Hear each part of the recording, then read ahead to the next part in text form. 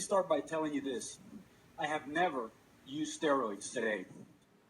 Hello, my name is Noah Gonzalez, and I am here today to take a deeper look in performance-enhancing drugs and the impact it has on society.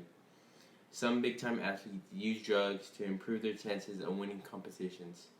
Performance-enhancing drugs, also known as PEDs, are substances or tactics used by athletes to enhance their ability to play better and because they are under the pressure to perform.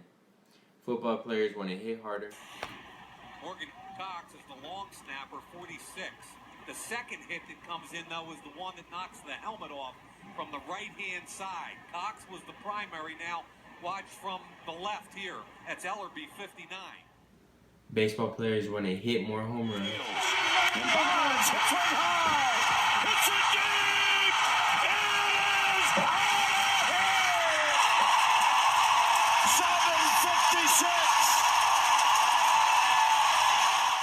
And basketball players want to get stronger and run faster. I'm talking big guys. We're up underneath it. It's the second time Hito and Dwight have hooked up on that alley-oop lob, and that was not an easy catch. These are just a few examples of sports that use PEDs, but however, there are many more that abuse these drugs. In this video, you will learn about the history of performance-enhancing drugs, what is done to address this situation, and my solution to this problem. Here is some history over PEDs. The use of drugs to enhance performance in sports go all the way back to original Olympic Games, from 776 to 393 BC.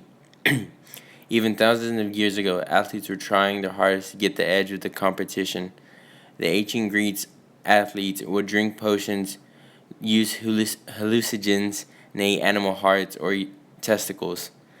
They thought they would help them perform better in fights or other athletic events. Gladiator competitions and chariot races were popular around 100 AD. Chariot racers fed their horses substances such as hydromel, an alcohol beverage made from honey to make them run faster. Gladiators would ingest hydrogens and stimulants such as strychnine to protect them from being fatigued and injured. They also improved the intensity of their fights. Coming back a little closer in the current era, in the 1972 Olympic Games in Munich, U.S. swimmer Rick Dommett tested positive for ephedrine. Due to taking a prescription asthma medication that included this drug, ephedrine is a banned substance because it reduces fatigue, increases strength, power, and speed, decreases reaction time, and improves body composition. Beyond stimulants, athletes also use steroids as a performance-enhancing drug. Steroids are drugs that sometimes are used illegally by athletes to help them become stronger and more muscular. There are 3 types of steroids. Alright, the first one is stimulants, which is made up of caffeine and cocaine. The second one is HGH, human growth hormones, and antibiotic steroids. The third one is relaxants, alcohol, and cannabinoids.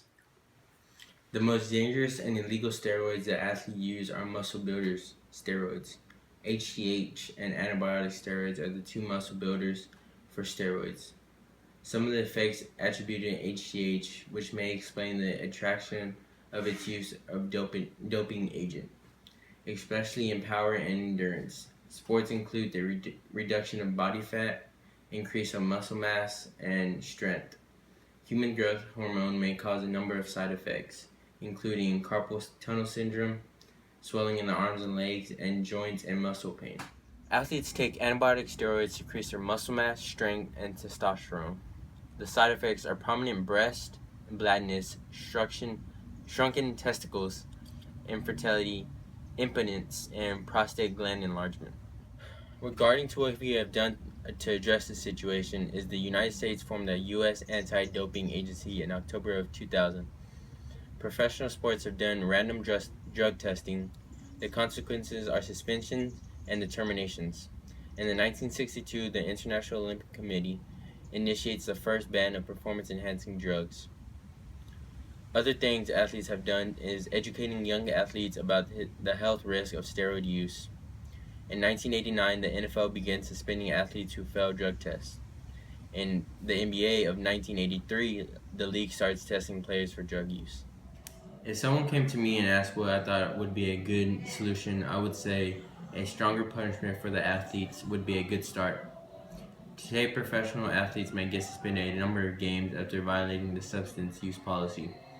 However, that's only after they failed the drug test 3 or 4 times. My solution is this. If you failed a drug test for the first time, you get your one and only warning with a hefty fine. Now, if you fail a second drug test, you are banned for life in whatever professional sport you are playing. I feel it's a good solution because it's a severe punishment. One will think twice before using performance-enhancing drugs. I just feel that, I'm just sorry. I'm sorry for that time. I'm sorry to my fans. I'm sorry for my fans in Texas. It wasn't until then that I ever thought about substance of any kind. And since then, I've proved to myself and to everyone that I don't need any of that.